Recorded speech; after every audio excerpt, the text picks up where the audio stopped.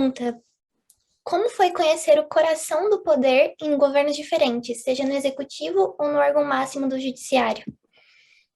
Bom, o fato para reconhecer qual é a diferença de você participar em várias atividades públicas, no meu caso específico, eu fiquei 8 anos no Congresso Nacional como deputado, participei da Constituinte, entrei na Câmara em 1987 e fiquei no Congresso até 1995.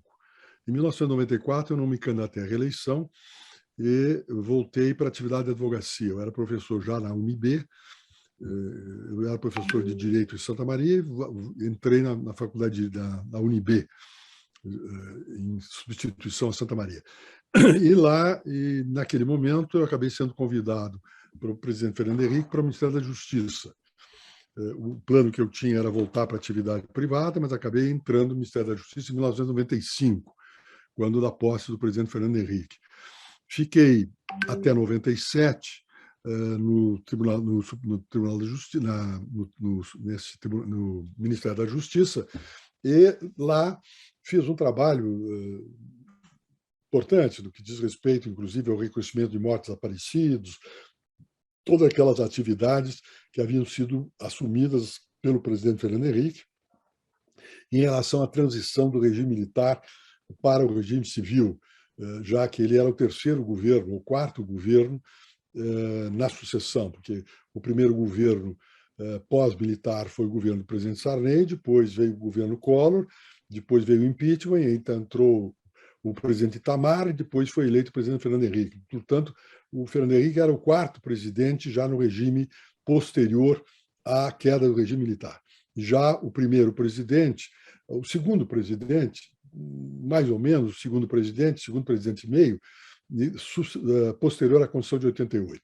Bom, o fato é o seguinte, é de que em 97 abriu-se uma vaga no Supremo Tribunal Federal, porque o ministro Rezec acabou sendo convidado para ir para a Haia e aceitou ir para a Haia, e o presidente Fernando Henrique acabou me convidando. Diz, olha, o que você acha de mandar para o Supremo? Evidentemente que ser ministro supremo naquela época não era cargo que se pedisse, se reivindicasse, mas era convite que não podia deixar de aceitar. Hoje não é assim. Hoje as pessoas concorrem, fazem campanha, o diabo a quatro. Mas naquela época não tinha esse modelo. Eu entrei no Supremo, fiquei no Supremo durante 10 anos, participei do Tribunal Eleitoral, eu presidi a eleição de 2002, que foi a eleição do presidente Lula, como presidente do Tribunal Eleitoral, e fiquei até 2006. Em 2006, eu terminei a presidência do Supremo, saí do Supremo, comecei a advogar, depois eu acabei sendo convidado pelo presidente Lula para ser ministro da Defesa. Veja bem, Beatriz, são postos distintos e funções diferentes. E eu tenho um costume, eu não tento comparar nenhuma coisa nem outra, porque você tentar verificar a pergunta seria a seguinte: qual seria a melhor das funções? Eu não faço esse tipo de análise, porque só dá confusão, não te dá solução.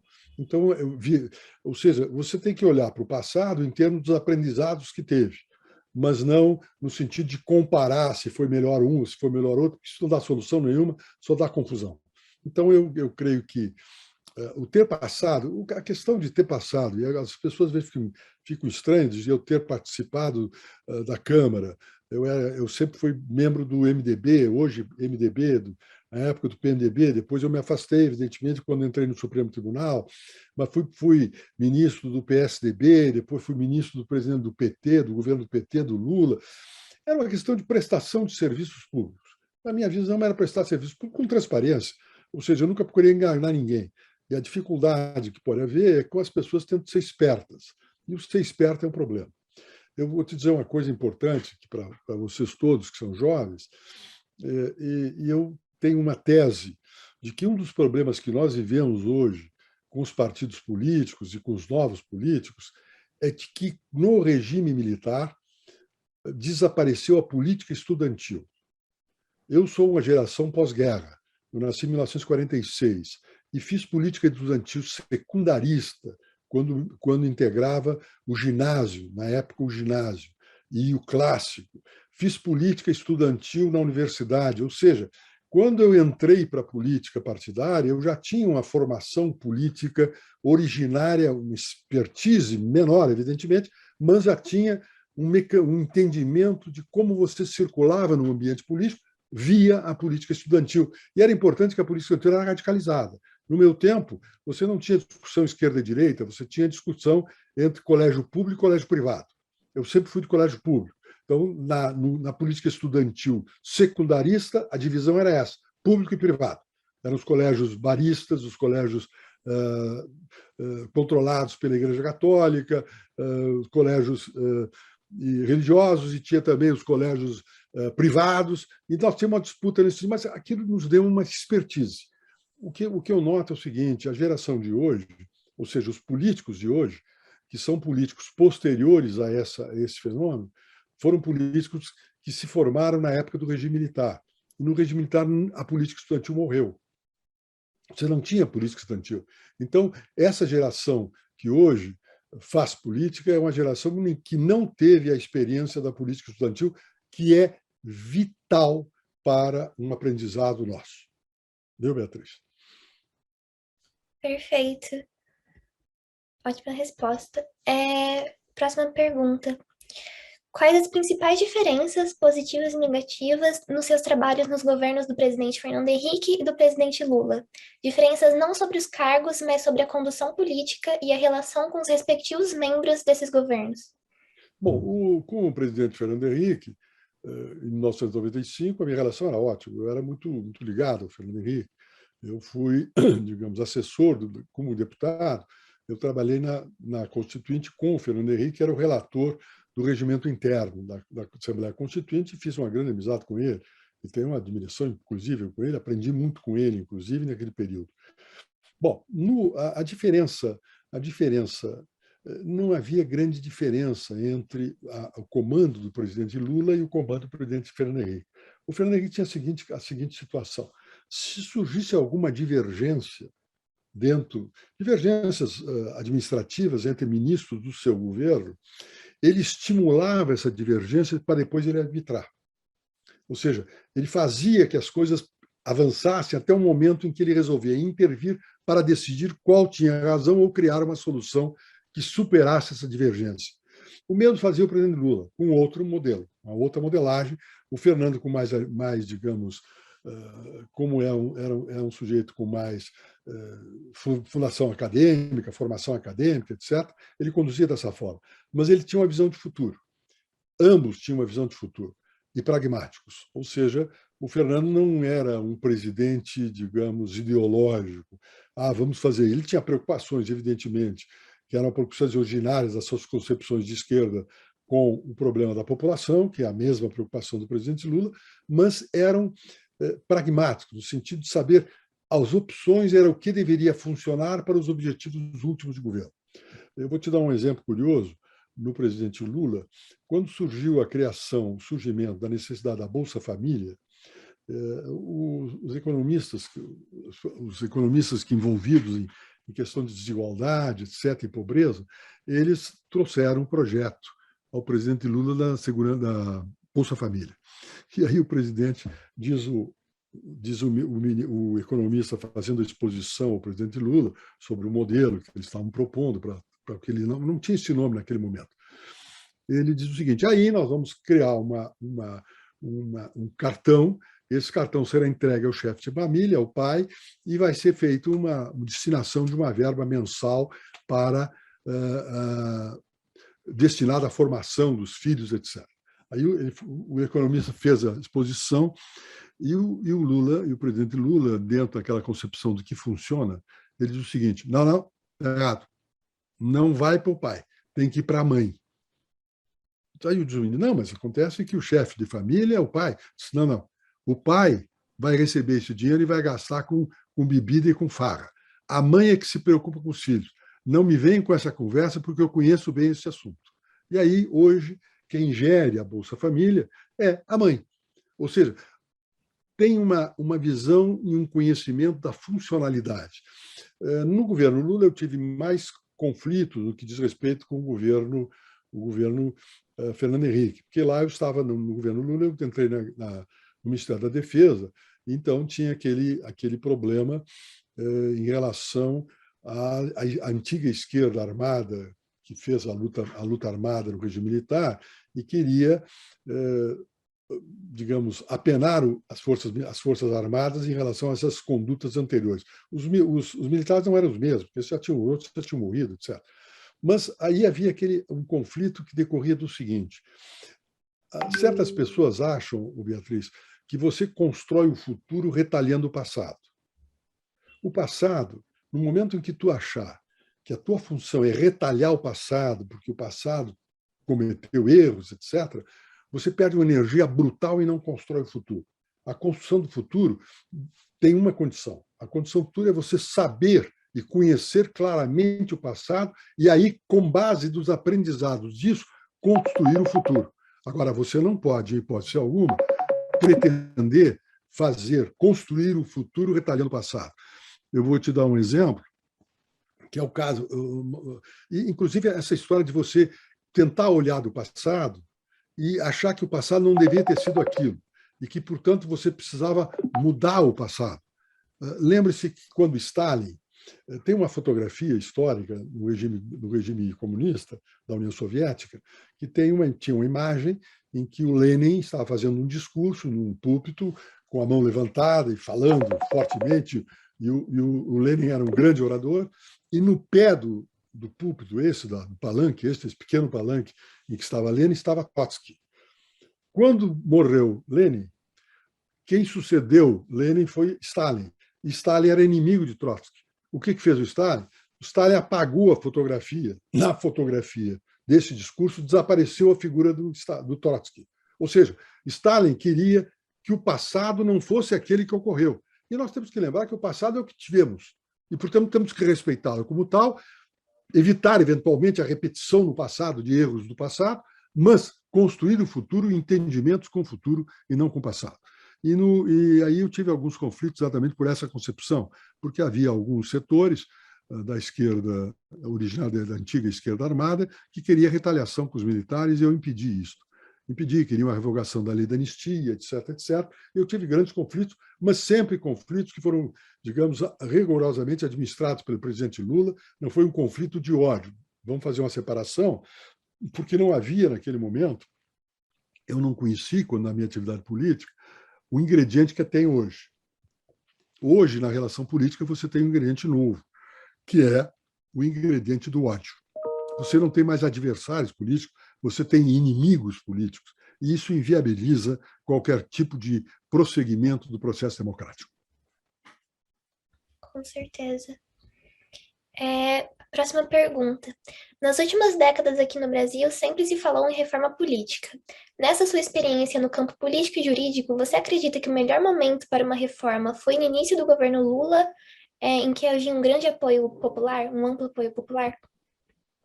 Não havia naquele momento espaço para discussão de uma reforma política. Eu creio que hoje, essa pequena reforma que foi feita pelo Congresso, quando proibiu as coligações partidárias para efeitos das eleições proporcionais para deputados estaduais, federais e vereadores, como também criou a cláusula de desempenho, estabelecendo consequências de que, se os partidos não cumprirem a cláusula de desempenho, eles se não conseguem os votos necessários, eles não têm participação do fundo partidário e nem na propaganda gratuita de televisão, de rádio e televisão, de jornal.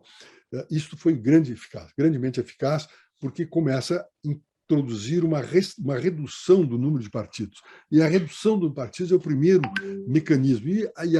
Digamos, o ótimo dessa decisão tomada pelo Congresso foi de que a cláusula de barreira não é uma consequência de uma decisão exógena, é uma decisão do eleitor. O partido não teve voto, não tem direito a isso. Ou seja, quem decide a manutenção do partido é o eleitor. E com isso vamos ter, eu creio, inclusive, que agora, na eleição de 2022, nós vamos ter uma redução da representação de partidos no Congresso, e aí você começa a caminhar para uma certa funcionalidade da Câmara, porque hoje nós estamos vivendo um momento de disfuncionalidade nos três poderes, no judiciário, no administrativo, no executivo e no legislativo. E eu creio que essa reforma política ajudou muito. E a reforma política, Beatriz, não é uma coisa... E aí vem um problema. Quando nós falamos em reforma política, a gente sempre recorre a acadêmicos, aos estudos, aos cientistas políticos, chamados cientistas políticos, que têm fórmulas de reforma política. Só que a reforma política é algo que se produz dentro da política e não a partir, digamos, de regras, de modelos acadêmicos que podem ser julgados bons ou mal. Porque, vejam bem, não existe sistema político bom ou mal. Existe sistema político que funciona e deixa de funcionar ou está funcionando mal. Mas, em um determinado momento, ele funciona bem. No caso nosso, por exemplo, o nosso sistema político, que vem nas suas linhas gerais, vem de 46, funcionou. Agora não funciona mais, mudaram as regras, ele está funcionando mal. Então, vamos começar a fazer a mudança. Mas essa mudança não é uma mudança que seja feita a partir de modelos acadêmicos. É a política que produz isso. Isso se vê em todas as reformas políticas no mundo. Quem fez a política foram os partidos. Quem fez as reformas foram os políticos, propriamente dito. É claro que ouvindo e conversando, e dialogando com todos, inclusive com os acadêmicos. Perfeito. Sobre a reforma política, eu tenho uma pergunta pessoal. Recentemente foram aprovadas as federações partidárias, que, enfim, foram aprovadas sob uma justificativa de que elas acelerariam a união de partidos, porém existe uma análise de que as federações partidárias a longo prazo possibilitariam a sobrevida de pequenos partidos e seriam uma fórmula de meio que driblar a cláusula de barreira. Sobre isso, você tem algum posicionamento? Veja bem, a discussão sobre a proibição de coligações partidárias é antiga. Lá atrás, quando já se discutia isso, eu me lembro quando eu estava no eleitoral, eu fui ouvido sobre esse assunto, eu era favorável, desde aquela época, de acabar com as coligações proporcionais, tendo em vista as suas consequências. Mas já se falava em federação de partidos. O líder do PCdoB da época, que era um grande amigo meu, já morreu, inclusive, ele discutiu comigo na época, conversamos longamente sobre federação de partidos, eu ajudei a redigir um texto para que ele pudesse oferecer como projeto, etc. Bom, depois dessa coisa não aconteceu. Quando houve a decisão do Congresso de acabar com as coligações partidárias, o primeiro momento da experiência do desaparecimento das coligações partidárias foi na eleição municipal, ou seja, na eleição para vereador, para a composição da Câmara de Vereadores, não se pôde fazer coligação. E aí houve uma redução de número de partidos. O Congresso resolveu, em 2022, seria a primeira experiência com o Congresso Nacional. Alguns, tendo em vista os resultados da eleição municipal, eles começaram a sustentar a necessidade de desaparecer a cláusula de barreira. A cláusula de barreira, a cláusula de barreira não, que a coligação partidária tinha que desaparecer, a proibição de coligação era necessário manter, porque os partidos pequenos iriam desaparecer. Foi uma bandeira continuou sendo uma bandeira do PCdoB, do Partido Comunista do Brasil, que é um partido histórico, e queria desaparecer. Eu creio que essa solução dada pelas federações de partido na modelagem atual foi relevante, porque você dá um espaço de transição para os partidos pequenos. Os partidos pequenos hoje, sem a federação, eles teriam que decidir, os deputados acabariam migrando de partido, iriam para os outros partidos para conseguir assegurar a participação do quociente eleitoral, do quociente partidário dos maiores partidos. Com a modelagem que foi feita, você assegurou, deu um tempo para que os partidos pequenos acabem podendo participar do processo eleitoral, formando uma federação de partidos. Mas essa federação não se extingue com a eleição. Ela se mantém durante os 4 anos da legislatura.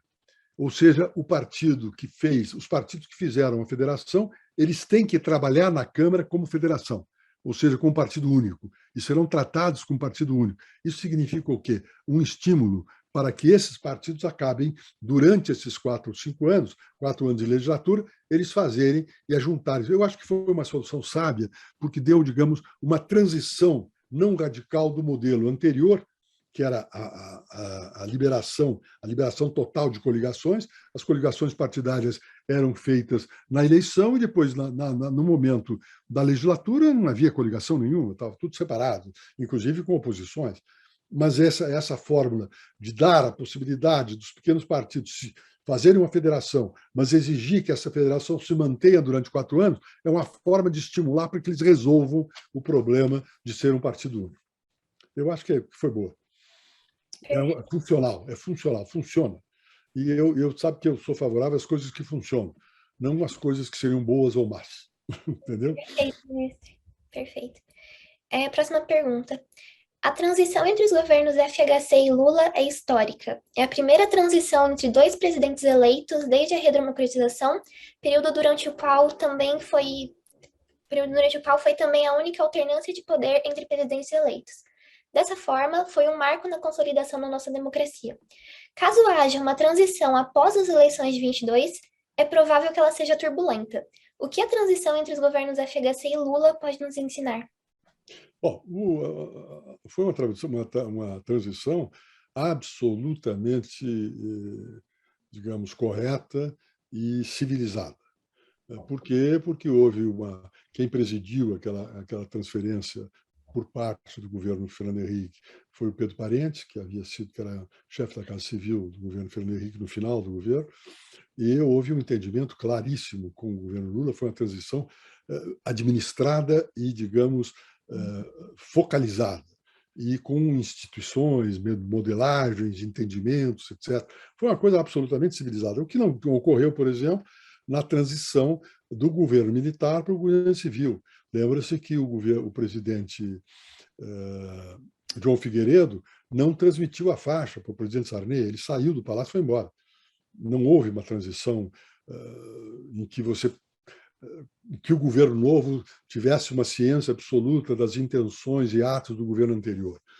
Depois houve o governo Collor, houve uma transição razoável, mas não foi naquela modelagem, até que o Fernando Henrique e os outros introduziram esse modelo de transição muito mais competente. Agora, fique certo de que, não sendo reeleito o presidente Bolsonaro, nós vamos ter uma transição complicada. Vamos ter realmente uma transição complicada, porque, observem, quando houve eleição, quando Trump perdeu a eleição para o presidente Biden, nos Estados Unidos, houve aquele grupo trumpista que invadiu o Congresso Nacional. Eu espero que isso não se repita no Brasil, mas lembre-se que o grupo bolsonarista copia muito os grupos trumpistas dos Estados Unidos. Então, nós vamos ter problema, se ele não for reeleito. Se não for reeleito, aí nós vamos ter problemas, mas o Brasil sabe sobreviver a isso, ou seja, os partidos saberão como suprir esse problema. Mas não será, seguramente não será uma transição modelar como foi a transição Fernando Henrique Lula. Na época, eu era presidente do eleitoral. Eu presidi o eleitoral na eleição de 2002. Foi quando o presidente Lula, o candidato Lula, derrotou o candidato do PSDB, o José Serra, que era o candidato a presidente pelo PSDB. E a transição e os entendimentos que fez o presidente Lula, não só nas discussões com o eleitoral, eu assisti isso de longe. Ou seja, eu estava lá no eleitoral, assisti mais ou menos de perto, mas não integrava isso. E era elogiável os atos praticados pelo presidente Fernando Henrique e a abertura que foi feita pelo governo Fernando Henrique em relação ao presidente Lula, e o comportamento também dos representantes do presidente Lula no processo de transição foram modelares. Perfeito. Próxima pergunta já trata do governo Lula. Lula tomou posse em 2003. Já em abril do mesmo ano, quando o senhor era vice-presidente do Supremo, 3 ministros se aposentaram. Diante dessa situação, como Lula conduziu as indicações? Além disso, como o ex-presidente se relacionava com o Supremo Tribunal e como aparentava entender a corte em termos de relação de poder?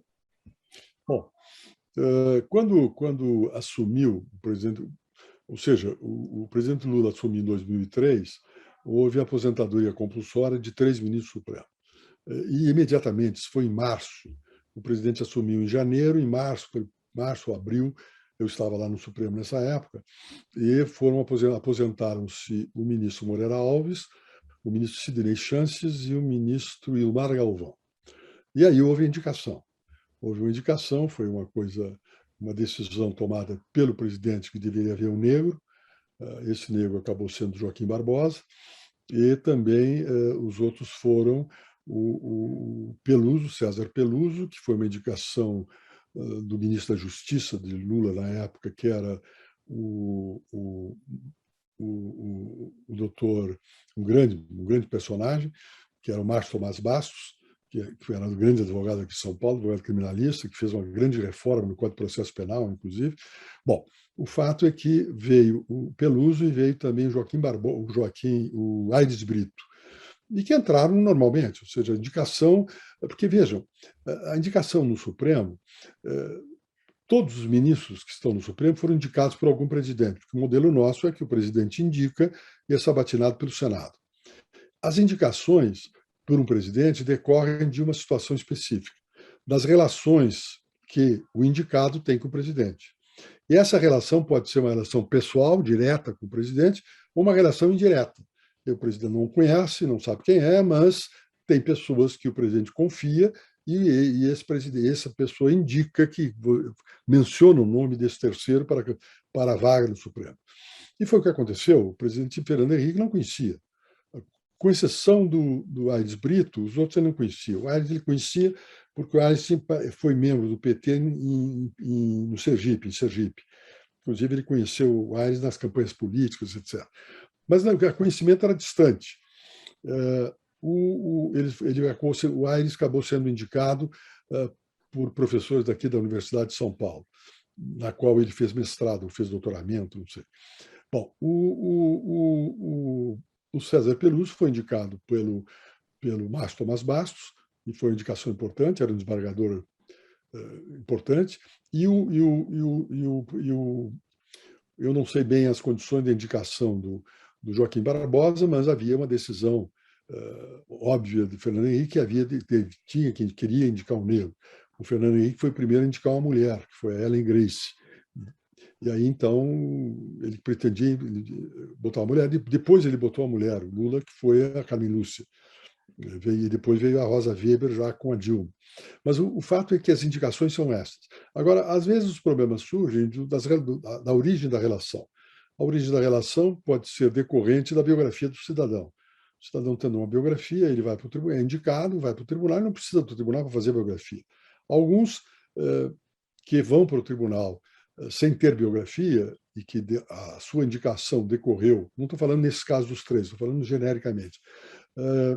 No caso desse tipo de personagem que não tem história, não tem biografia, desconhecido, embora tenha as características necessárias para ser ministro supremo, não tendo biografia, numa das vezes esse personagem pretende usar o tribunal para fazer a biografia. Então, e a forma mais primitiva de um indicado fazer a biografia é ele tomar decisões contrárias aos interesses do governo que ele indicou, para mostrar sua autonomia, sua independência. Aí ele passa a ser elogiado pela imprensa, etc. E são formas muito primitivas, mas existem. Basta vocês darem uma olhada geral nisso tudo. E a outra tem outras fórmulas mais sofisticadas, é aquela que, por exemplo, o Supremo tem lá uma jurisprudência consolidada sobre um determinado assunto, o assunto X, a decisão tem que ser X, e aí um ministro novo pretenda alterar essa jurisprudência para mudar, para dar que a decisão do problema X não deva ser X, deve ser X mais 3 ou Y, ou não X. Por quê? Porque ele pretende, com isso, ser o pai do novo líder case. E aí, então, os livros, os comentários de direito constitucional vão dizer a jurisprudência do Supremo alterou porque o ministro fez isso, e aí começa a formar a sua biografia. Mas é uma situação normal. Hoje se fala muito, eu sou contra, quero dizer a vocês que eu sou contra a mudança que estão se pretendendo fazer das indicações para o Supremo Tribunal. A experiência que eu tive foi exatamente a experiência quando se criou a participação dos organismos para indicação de listas. E aí eu observei de que o que se deseja, ao fim e ao cabo, as corporações pretendem dominar o Supremo Tribunal. Quer a corporação do Ministério Público, quer a corporação dos advogados via OAB, quer a corporação dos próprios juízes, dos magistrados, com as disputas internas existentes entre as justiças, os juízes do trabalho, os juízes federais e os juízes estaduais. Você sabe que a Associação dos Magistrados Brasileiros, na verdade, é uma associação dos magistrados estaduais brasileiros, não é uma associação de todos, porque ele representa os interesses, as posições da Justiça Estadual. A Justiça Federal é representada pela JUF, a Associação dos Juízes Federais da União, e a Associação do Trabalho tem lá a MATRA, a ANAMATRA, que é a Associação Nacional da Magistratura do Trabalho. Então, a experiência que eu tive é que essas três corporações pretendem dizer que seria mais legítimo que a indicação partisse desses três grupos. Por quê? Porque os grupos querem tomar conta do tribunal, querem assumir as corporações, querem assumir os tribunais, e você sabe muito bem a força de todas as corporações no país. Né? Ok? Ótimo. Próxima pergunta. A princípio, Lula se posicionou contrariamente ao Plano Real, mas posteriormente o ex-presidente mudou a avaliação sobre o plano. Qual o senhor considera ter sido o erro político do PT ao se opor ao Plano Real? Mais do que isso, como foi a relação de Lula com a política macroeconômica implantada por FHC? Lula seguiu os passos de FHC? Bom, eu não tenho muitas condições de falar sobre economia, mas eu tenho algumas ideias sobre esse assunto. Observe que a criação do Plano Real foi uma grande inovação.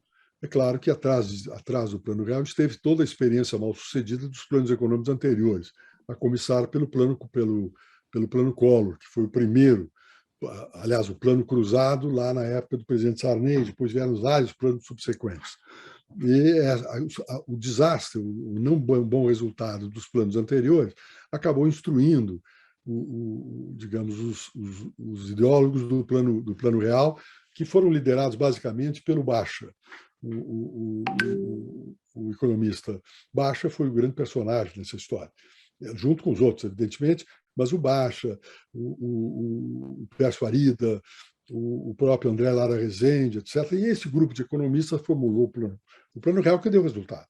Deu resultado o Plano Real. Aí nós tivemos problemas com a taxa de juros, posteriormente ao governo, principalmente decorrente dos problemas com a Rússia, da crise da Rússia, as crises subsequentes. E hoje nós estamos vivendo um problema similar. Teve as reformas que foram introduzidas, as mudanças que foram introduzidas pelo governo Temer, conseguiu um ajustamento, criaram esse teto de gastos para efeito de reduzir a voracidade do gasto público, mas não se promoveu uma reformulação do gasto público, uma reinserção do gasto público, manter-se o mesmo tipo de gasto, e aí que surgiu um problema. Um problema que estamos enfrentando agora é de que, como o teto de gastos estabelece de que o gasto do orçamento subsequente decorre de um cálculo da inflação verificada de julho a julho, e aí você vota o orçamento do ano subsequente depois de julho, mas já tem o índice de reajustamento do teto, já tem o índice de julho a julho sobre da inflação para efeito do teto de gasto, e aí você vai votar o orçamento com base no teto já definido com essa data. Bom, ocorre que as despesas obrigatórias eles acabam tendo reajustes automáticos independentemente do teto. Ora, se você tem um teto X e você tem, digamos, X% da totalidade do gasto permitido, da despesa prometida, se esses X%, esse X% do gasto são de obrigatórias, as obrigatórias aumentam, diminui o espaço das discricionárias. Ou seja, acabam pressionando as discricionárias. Entre as despesas obrigatórias, lançadas como obrigatórias, estão dentro do teto de gasto, estão as despesas previdenciárias, que a rigor não deveriam estar no teto, mas foram colocadas. E elas crescem, digamos, independentemente de decisões, porque tem um crescimento determinado pela lei. E aí você pressiona, acaba reduzindo brutalmente, aí começa essa discussão de abre o teto, rompe o teto, etc. E começa a se discutir como se o teto fosse um objetivo em si próprio. Não, não. O teto é um método, um modo de você reduzir o gasto público. O que nós precisamos fazer é, mantendo-se o teto ou ajustando-se o teto, você tem que rever a definição da despesa pública. E aí tu tem uma série de renúncias fiscais, inclusive de benefícios, que poderiam ser mexidos, mas que as corporações não deixam. E aí você tem um problema das corporações não querem, não permitirem o aumento da receita, e depois tem um outro problema. Se você tem uma inflação que define o teto, e se você aumenta a receita, você acaba tendo uma receita que não pode gastar. Por quê? Porque você tem uma limitação no teto. Então, há certos problemas que têm que ser compostos. Mas, agora, vocês observem aí o problema dos precatórios. Curiosamente, o aumento do número de precatórios para 80 e tantos bilhões foi decorrência da pandemia, porque os juízes tornaram-se mais eficazes, passaram a decidir de modelo virtual. Então, as decisões pelos julgamentos virtuais foram muito mais rápidas. E, com isso, você teve uma enormidade de decisões pelo mecanismo virtual, que não tinha mais o debate presencial. E aí você teve uma maior eficácia do Poder Judiciário. E aí acusa-se o Poder Judiciário da sua eficácia. A eficácia do Poder Judiciário, que produziu um total de precatórios de 86 milhões, foi considerado pelo governo como uma bomba atômica. Quando, na verdade, eles conheciam disso, porque a Advocacia da União acompanha esse troço todo. Então, eu espero que agora a Câmara decida sobre essa história desta PEC, que querem deixar parte dos precatórios fora do teto, aí começa a se discutir o problema do calote, etc. etc. Nós estamos num momento difícil, um momento de falta de consistência no que diz respeito à política econômica vis-à-vis a posição do Congresso Nacional.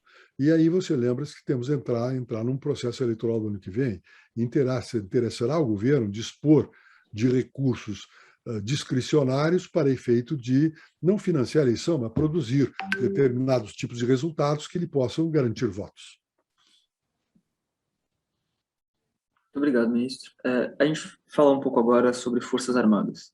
Uhum.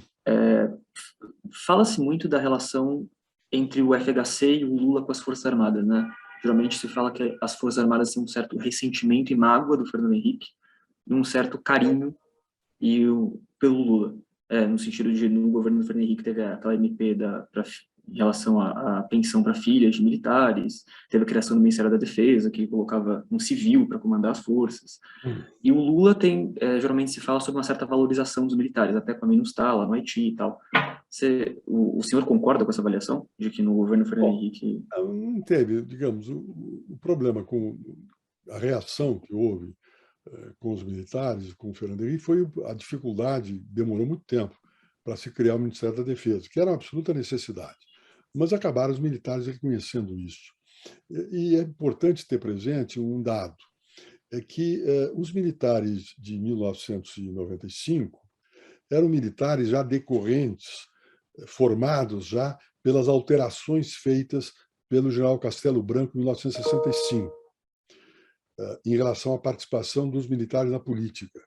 Até 1965, os militares tinham uma tranquilidade no sentido de participar da política. Por quê?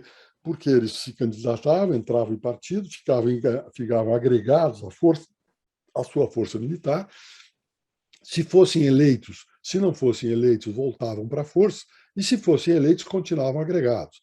E se lá adiante eles não fossem reeleitos, eles voltavam para a força. Ou seja, você tinha uma rede de segurança para os militares. Isso alimentava a disposição de participar do processo político. O general Castelo Branco tinha outro dado também, de que não havia limite do generalato. Os generais ficavam um tempo enorme no generalato. O grande exemplo que temos é o general Cordeiro de Farias. O general Cordeiro de Farias ficou 22 anos no generalato. O que fez Castelo em 65? Castelo reduziu isso tudo, estabeleceu uma expulsória. Não era esse o prazo, ele é um pouco maior, mas hoje esse prazo está mantido, que é 12 anos. Ou seja, um oficial general, um oficial militar entrando no generalato, ou seja, um coronel promovido a general de 2 estrelas, general de brigada, ele só pode ficar no generalato durante 12 anos. Sendo de cada uma dessas, temos três conjuntos no generalato. O general de brigada, o general de divisão e o general de exército. Em cada um desses conjuntos, a cada ano, cada um desses conjuntos tem que ser renovado uma 4ª parte. E os generais, os oficiais, não podem ficar mais que 12 anos nesse conjunto todo. Então, você tem a expulsória do tempo, dos 12 anos, e a tem a expulsória intermediária da necessidade de renovação dos quadros de cada um desses conjuntos a cada ano, uma 4ª parte. Com isso, houve um afastamento dos generais da política, porque desapareceram os generais políticos. Antes de 64, você tinha grandes generais políticos. Além do mais, o Castelo criou uma outra coisa, que até hoje se mantém, que é o domicílio eleitoral. Castelo criou, o presidente Castelo Branco criou o domicílio eleitoral, na época estabeleceu 4 anos, ou seja, o militar, aliás, o candidato para ser candidato num determinado estado, precisava ter o seu título eleitoral registrado em algum município do estado. Perfeito? O que é o seguinte, os generais não ficavam mais de 4 anos, os oficiais não ficavam mais de 4 anos num país, num estado só. E com isso, o que fez? Quando ele criou esse domicílio eleitoral, ele impediu a candidatura do general Lott no Rio de Janeiro, a candidatura de Jean Maurice Cruel aqui em São Paulo, que era comandante do Segundo Exército, na época era Segundo Exército o nome, e também a candidatura do general Justino Alves Bastos para o governo do Rio Grande do Sul. E aí ele inclusive, chamou, me foi narrado pelo presidente Sarney, o presidente Sarney, à época, era governador do Maranhão, e grande líder da Arena, que era o partido do governo. E o general Castelo Branco chamou o governador Sarney veio a Brasília, e o general Castelo Branco diz assim, conta o nosso presidente Sarney. Ele diz assim, olha, governador, o Rio de Janeiro, o Rio Grande do Sul, São Paulo, Bahia, Minas Gerais, talvez, Bahia, talvez, é cargo para general. Agora, o Maranhão, o Piauí, o Pará, isso aí é cargo para major, para capitão, etc. Para convencer, aí se aprovou isso e começou a se afastarem os generais da política. Quando assumiu o presidente Sarney, com a sucessão, com a morte de Tancredo, o grande trabalho que o Sarney fez foi a transição do regime militar para o regime civil. Ele conseguiu tirar afastar os militares dos governos, eles voltaram para as forças, começaram a ter funções importantes nas forças, foi criado aquele programa Calha Norte para a defesa das fronteiras de todo o país, inclusive na Amazônia, fundamentalmente na Amazônia, com a criação de poste de fronteira, a segurança da soberania nacional, ou seja, surgiu uma tarefa aos militares. Quando chegou o Fernando Henrique, a primeira coisa foi criar uma comissão para criar o Ministério da Defesa. E foi criado o Ministério da Defesa. As brigas na época, digamos, os conflitos que haviam, eram conflitos de funções. Um conflito curioso que aconteceu foi o conflito com o problema do transatlântico São Paulo, que nós tínhamos comprado. Aliás, o transatlântico não, o porta-aviões São Paulo. No porta-aviões ficaram com uma discussão imensa da Marinha e da Aeronáutica, quem é que ia comandar os aviões que seriam orgânicos ao porta-aviões. Se era a aviação da Marinha ou se era uma aviação comandada pela Aeronáutica. Isso foi complicado para resolver, no final se resolveu. Mas não houve grandes conflitos. Não. O Fernando Henrique teve, na época do presidente Fernando Henrique, teve comandantes, ministros militares muito fortes, muito competentes. No Exército, fundamentalmente, foi o Zenildo de Lucena, que já faleceu, o general Zelino Zoroastro de Lucena, que era um sujeito extraordinário. Na época que eu fui ministro da Justiça, ele era o ministro da Defesa, ministro da Guerra, ministro do Exército na época. Ele cria o Ministério da Defesa, e aí, ao criar o Ministério da Defesa, ele nomeia o primeiro-ministro da Defesa, que foi um ex-senador, Elcio Álvares, ele nomeou isso já próximo ao final do seu governo. O Elcio ficou algum tempo, aí depois vem o governo Lula. No governo Lula, o primeiro ministro da Defesa foi o embaixador Viegas, que teve lá um problema com o comandante do Exército, acabou saindo, entrou então no lugar do presidente, do ministro Viegas, entrou o vice-presidente da República, que era o Zé Alencar, que era um sujeito extraordinário, hábil para tentar contornar os problemas que tinham surgido com a implantação do Ministério da Defesa e os conflitos do próprio ministro. Depois, no lugar, sucedeu ao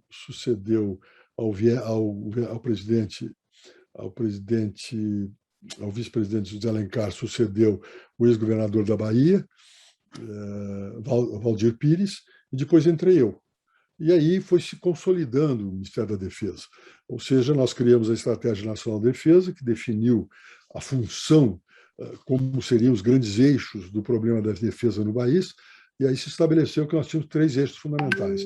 O tamanho do país todo, ou seja, a extensão da fronteira do país, que tem mais de 17 mil quilômetros de extensão, com a extensão do litoral com mais de 7 mil quilômetros, e também a dimensão em quilômetros quadrados do território nacional e também da chamada Amazônia Azul, que são as águas jurisdicionais brasileiras, impedia você ter força em tudo que era lugar. Então, nós estabelecemos 3 regras fundamentais. Primeiro, era o monitoramento e a supervisão do território. Para isso, se criaram programas. O CISFRON, que era o programa de monitoramento de fronteira, o CISGAAS, que era o programa de monitoramento das águas jurisdicionais, que a Marinha chama de Amazônia Azul, e o controle do espaço aéreo pela Força Aérea. Essa supervisão, esse monitoramento, identificaria aonde teria necessidade de você ter força para garantir a soberania nacional, porque a nossa posição era meramente defensiva. Então surgia a seguinte regra, que era a mobilidade, a necessidade de termos mobilidade para levar as forças para os lugares necessários. E aí surgiu o projeto do KC-390, que foi feito pela Embraer, que já está voando, que é um veículo, um avião de transporte para a substituição dos Hércules, do C-130, que estão terminando o seu período de vida. E depois, com isso, com a mobilidade, você teria a presença e você levaria, então, os oficiais. E aí nós tínhamos um projeto de transferir um grande número de quartéis e de unidades militares para o interior, principalmente para o centro-oeste, que era o local de maior centralidade, que você teria próximo ao sul e próximo ao norte e ao nordeste, e ao oeste, principalmente ao oeste, que é a fronteira territorial. Nós temos uma fronteira imensa, eu acabei de referir, e as coisas andaram bem. Com o governo, aí nós criamos naquela época o projeto submarino nuclear, que tem andamento, já se produz no Brasil os submarinos tradicionais, os clássicos do tipo Scorpene, do modelo Scorpene francês, e temos a transferência de tecnologia. Também se criou o projeto da criação de veículos militares, o Guarani, que está sendo feito aí em Minas Gerais, pela Fiat Iveco, em acordo com o Exército Nacional. Criamos em Itajubá a construção de helicópteros de transporte, que estão sendo praticados em Itajubá, com as restrições orçamentárias subsequentes, enfim, isso ocorre. E depois, no governo Dilma, acabou se fazendo o problema da substituição dos nossos caças. Os Mirage já estavam no fim da sua vida útil e agora tem essa negociação da construção dos Gripens, que vão ser construídos, inclusive no Brasil, que importa tudo uma transferência de tecnologia e um desenvolvimento. Os militares ficaram muito satisfeitos com trabalhos desenvolvidos pelo presidente Lula. Não que tenha sido eu que tenha feito, mas que o presidente Lula entendia e compreendia o problema dos militares. Ele não tinha aquele veso que tinha a esquerda. Eu percebi na época que a esquerda tinha um problema com o tema de segurança e defesa. No imaginário da esquerda, originário do regime militar, e que tinha vivido o regime militar, por razões claras, óbvias, eles identificavam no imaginário defesa e segurança com repressão política. Então não queriam tratar do assunto. Achavam que esse assunto era um assunto perdido. E a universidade, inclusive, não tratava desse assunto. Os acadêmicos, inclusive, que tratavam desse assunto, eram desconsiderados pela academia brasileira. Você tem alguns personagens que discutem e trabalhavam na defesa e segurança pública, mas não eram meio desprezados pela academia, queria tratar de filosofia, ciências sociais, etc. e tal, que tinha que tratar, mas desprezavam eles, em decorrência exatamente dessa identificação ou procurar identificação de defesa e segurança com repressão política. Aí veio o governo Dilma. No governo Dilma, o problema do governo Dilma com os militares foi a Comissão da Verdade. Houve uma alteração do que havia sido definido no governo Lula para a investigação da Comissão da Verdade, mas isso acabou sendo superado. Tanto é que não se fala mais no relatório, que foi um equívoco, um relatório equivocado do meu ponto de vista, porque identificavam, foi a primeira vez que eu vi a introdução aproveitaram aquela tese do fino do fato.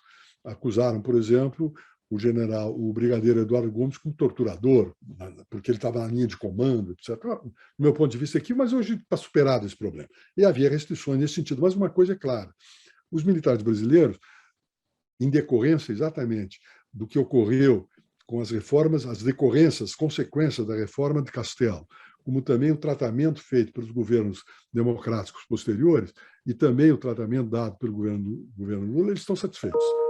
E eles não têm intenção nenhuma de participar em qualquer aventura golpista de governo. Eles são servidores da nação, e isso está claro. Tanto é que, observem que houve um fato importante, depois do 7 de setembro, que houve aquelas manifestações do presidente Bolsonaro, que deram aquelas consequências que vocês conhecem, veio ao Brasil o comandante da 4ª Frota dos Estados Unidos para visitar e fazer os diálogos com os militares. Quando terminou o diálogo com os comandantes das forças aqui no Brasil, ele deu uma entrevista dizendo que os militares brasileiros, ele ficou muito satisfeito, porque os militares brasileiros tinham a mesma posição dos militares americanos, que eram servidores da nação. Lembre-se que o Trump, quando perdeu a eleição, resolveu querer dar um golpe.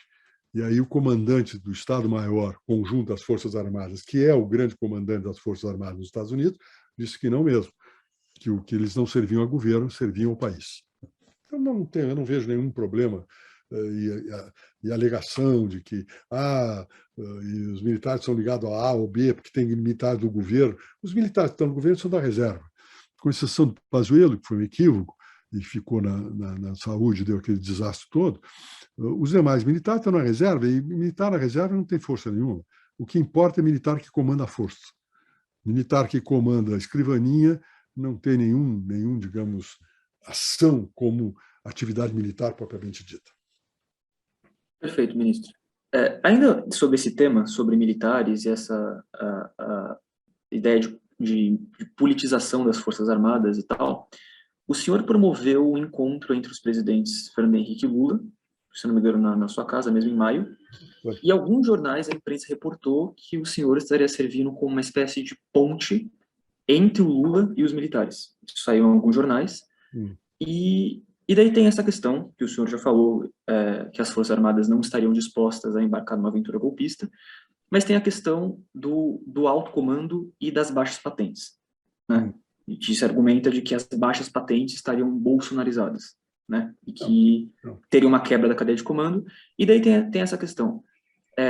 Realmente o senhor atuou como um interlocutor entre o Lula e as Forças Armadas, e isso sendo verdade, o fato de um candidato a presidente, seja ele quem for, ter que ter alguma interlocução com as Forças Armadas, representa de alguma forma algum retrocesso democrático? Não. Em primeiro lugar, eu não fiz essa... Isso foi criação da imprensa, que eu fazer uma intermediação do Lula com as Forças Armadas. Não fazia nada disso. Eu estava fora. Eu tenho boas relações com os militares, etc., mas não fiz nada disso.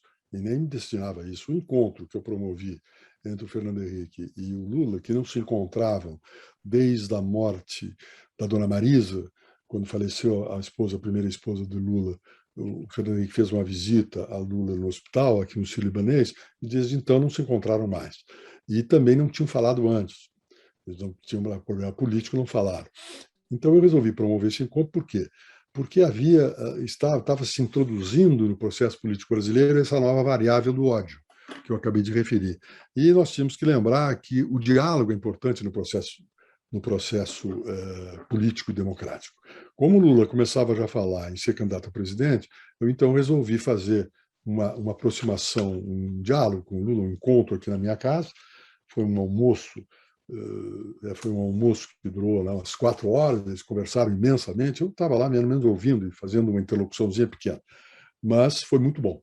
Muito bom porque fez uma demonstração ao país de que as divergências se compõem no diálogo. E o fato de você ter divergências não impede o diálogo, porque hoje o que você vê é de que, havendo divergências, não tem diálogo. Você só fala com amigo, você só vai para a casa dos amigos, você não visita aqueles que você tem divergências, você não conversa com eles, e são esses que você tem que conversar. Não adianta você fazer uma conversa com aqueles que te apoiam, porque é mais do mesmo. O que você precisa é ter um diálogo, com uma aproximação com quem é divergente. E essa divergência não é o que está sendo, digamos, cultivado pelo governo de hoje, pelo Poder Executivo hoje. Mas esse foi o sentido. E não vejo, quanto ao problema dos militares, evidente que o presidente da República tem que conversar com todos. inclusive com os militares, que é um quadro importante, que são um quadro importante de apoio das suas tarefas, das suas funções, e entender a modelagem, porque observa, o Brasil não tem nenhum inimigo externo. Aí, então, diria um ingênuo, diz, não, então, por isso não precisamos ter Força Armada, não temos ninguém externo.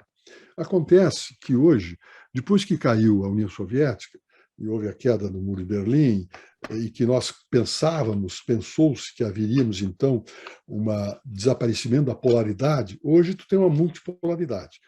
A polaridade de Moscou com Washington está sendo substituída com a polaridade de Pequim com Washington, a China emergindo. E você tem hoje uma multipolaridade. Então, você tem que ter forças de defesa com poder dissuasório. Para quê? Para que o país possa dizer não quando tiver que dizer não. Porque se ele não tem uma força dissuasória, ele tem dificuldade de dizer não. Acaba não tendo condições fortes de dizer não. O soft power, que é uma necessidade gerido pelas relações exteriores, tem que ter atrás de si um hard power. Digamos, a possibilidade de você ter um processo não de invasão.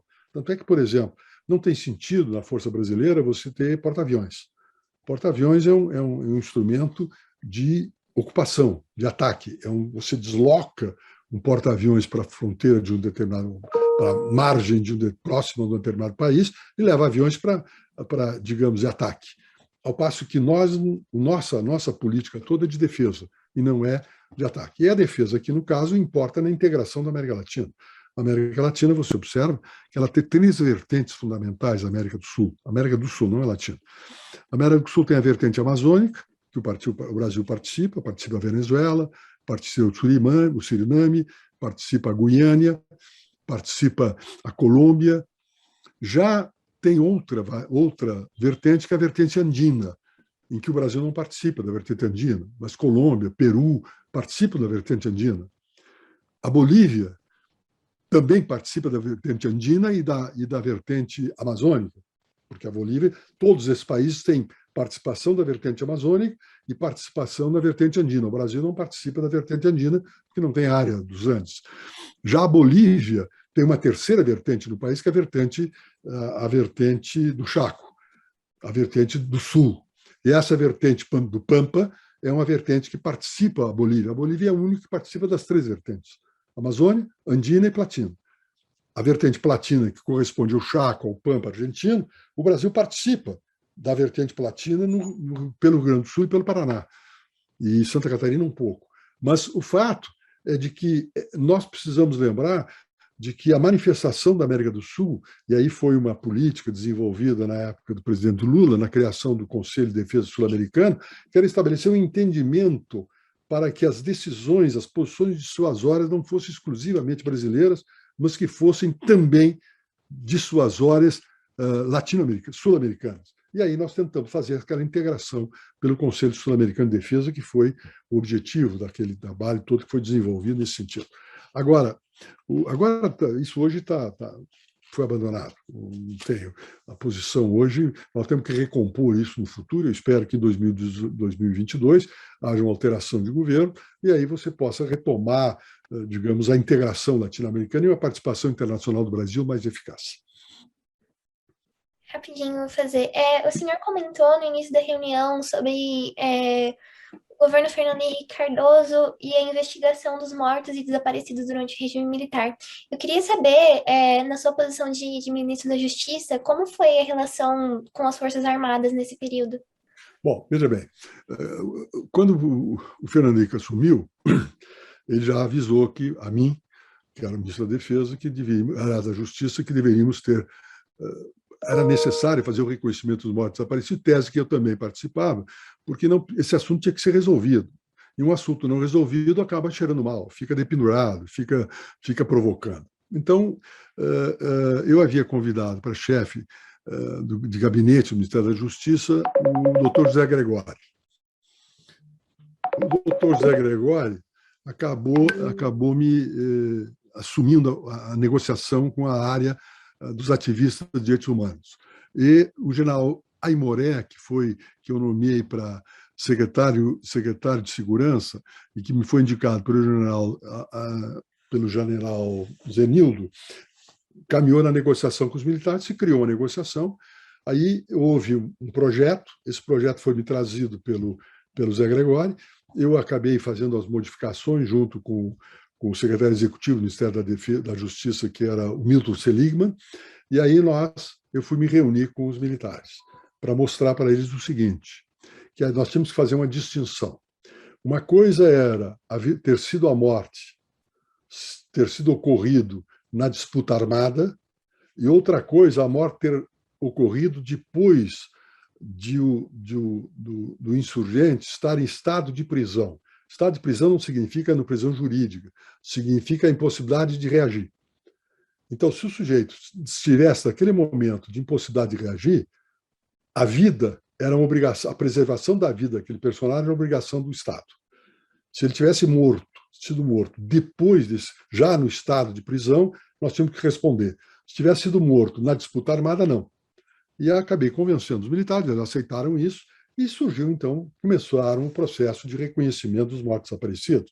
O problema mais agudo surgiu com a questão da marca, em que se encontrou lá na Polícia Federal os documentos da Superintendência da Bahia, encontraram-se lá todos os dados do problema do Lamarca, e aí nós tivemos uma solução do assunto Lamarca, que foi cumprido integralmente, foi reconhecida a responsabilidade do Estado, o próprio general Zenildo reconheceu que ele havia sido morto já em estado de prisão, nós indenizamos e acabou o assunto. E aí nós conseguimos superar esse problema, porque, veja, uma coisa é você tentar não tratar do assunto só te dá problema. Você tem que tratar do assunto e encontrar a solução. Encontrada a solução, o assunto desaparece, o assunto fica para a história, não fica no presente. Você observa bem que não se fala hoje, no presente, sobre mortes desaparecidas, porque esse assunto foi resolvido, foi enfrentado. Depois veio a modificação feita no governo Lula, com a expansão do modelo, e depois veio o problema da Comissão da Verdade, que também encerrou, o assunto está encerrado. Esse tema fica uma coisa para pesquisa histórica, e não para a construção do futuro. É aquilo que eu chamo, Beatriz, de não construir o futuro achando que retalhando o passado você consegue isso. Não consegue. A retaliação do passado te consome imensa energia. Você tem que resolver e compor o passado. Acabar com as dissidências do passado, compor e deixar que a história, depois, cada um faça o seu discurso histórico. Agora, que você não pode pretender apagar o passado também. Aí é bobagem. Isso aí já será um stalinismo, o que o Stalin tentou fazer com Trotsky. Perfeito. Então, só para finalizar, uma perguntinha. Tá, a gente falou um pouco aqui sobre Forças Armadas e sobre golpe, ideia que o senhor rechaçou, mas eu queria perguntar agora um pouco sobre instituições. Né? Hoje em dia não se fala em morte da democracia por tanque na rua, né? Se fala em morte da democracia por uma degradação contínua das instituições e da cooptação das instituições pelo Poder Executivo. Né? E, basicamente, o que acontece hoje em dia na Hungria, acontece na Polônia, na Turquia, né? Líderes autoritários que usam os instrumentos da democracia para minar a própria democracia, a ideia de democracia iliberal. Eleito dentro do sistema. A ideia do Levitsky e tal. A questão é, o Bolsonaro, ele é um presidente com ímpeto autoritário, mas, ao mesmo tempo, ele é um presidente impopular, fraco e incompetente na gestão da coisa pública.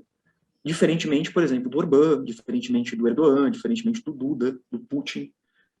E ainda assim, o Bolsonaro vai terminar o mandato. O Bolsonaro ele conseguiu anestesiar o Congresso, conseguiu anestesiar a PGR, anestesiar a Polícia Federal, mesmo sendo fraco e impopular.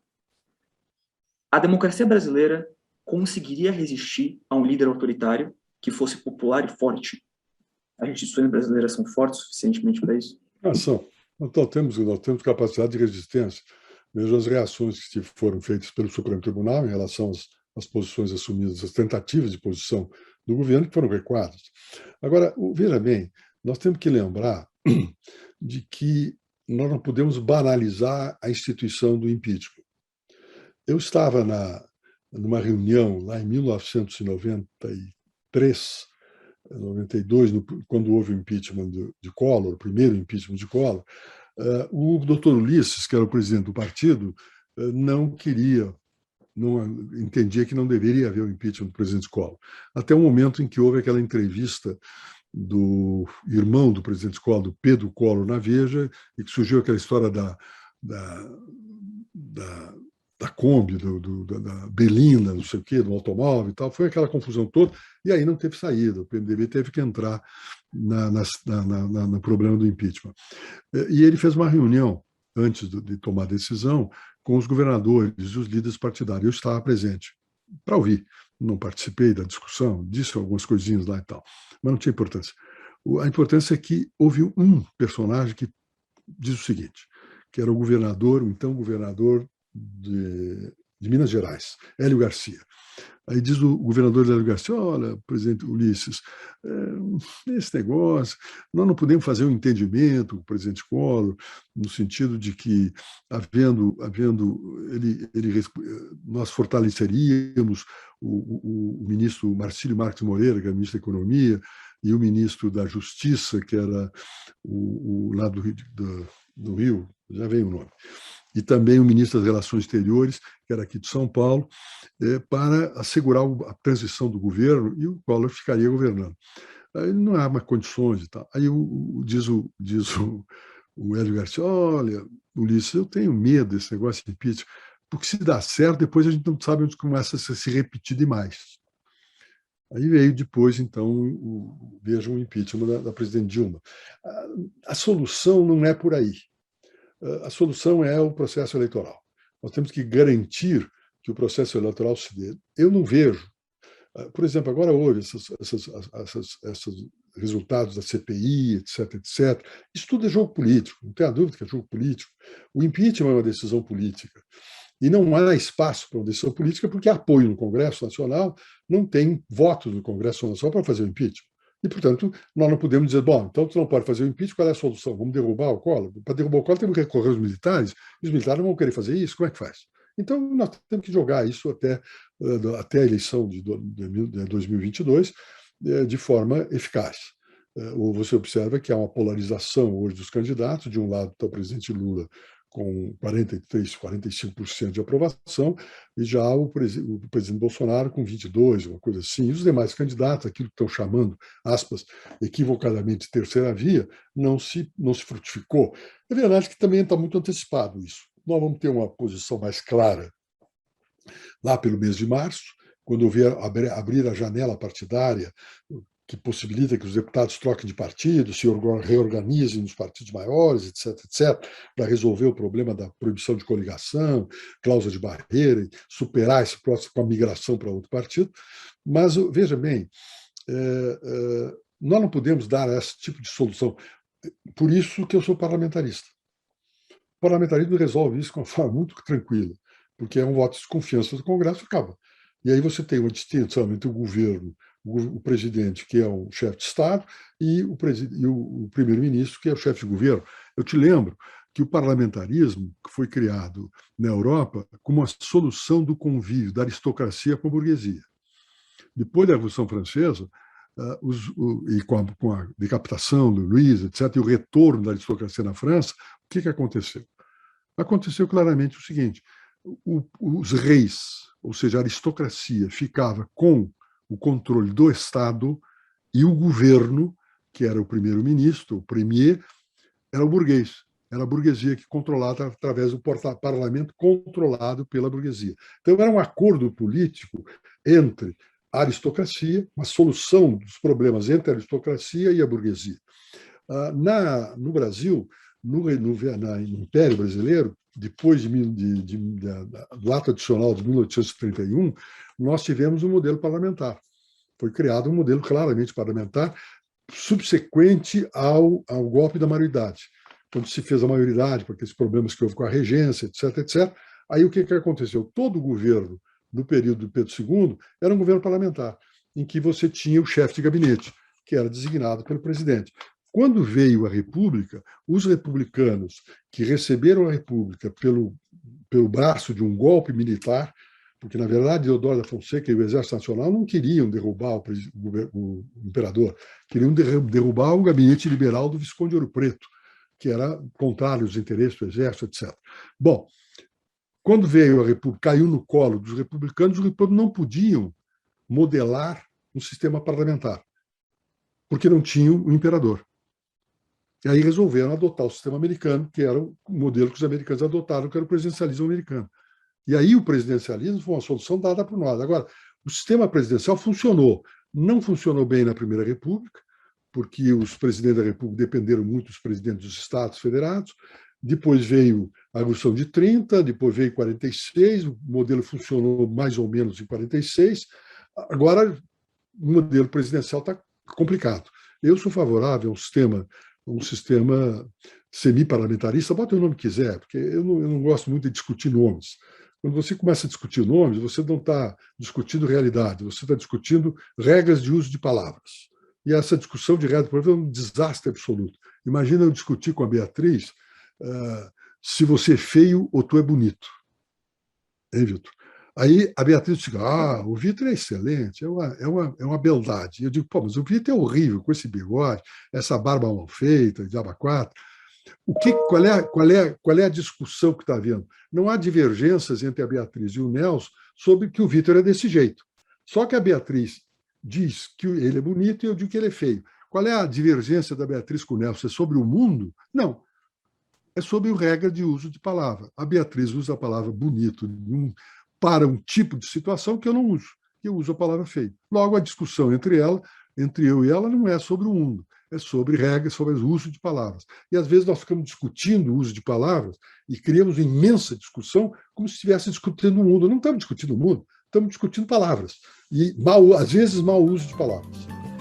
Tá bom, Beatriz e Vitor? Foi muito bom ver vocês e muito grato pelo convite. É incrível. Muito obrigada, ministro. Só um último pedido. A gente pode tirar um print de tela? Pode. Rapidinho. O que é esse negócio de print? Eu não sei o que é, mas eu topo. É só uma fotinho da tela. Pode tirar, é claro. Não tem problema nenhum. Dá um sorriso. Pronto. E o print. Depois tu me manda o print também, tá? Obrigado, Beatriz. Tu é muito simpática, viu? Muito obrigada. O Vitor também, com aquele ar de cinema no ar. Simpático também. Um abraço, Vitor. Muito obrigado. Obrigado, ministro.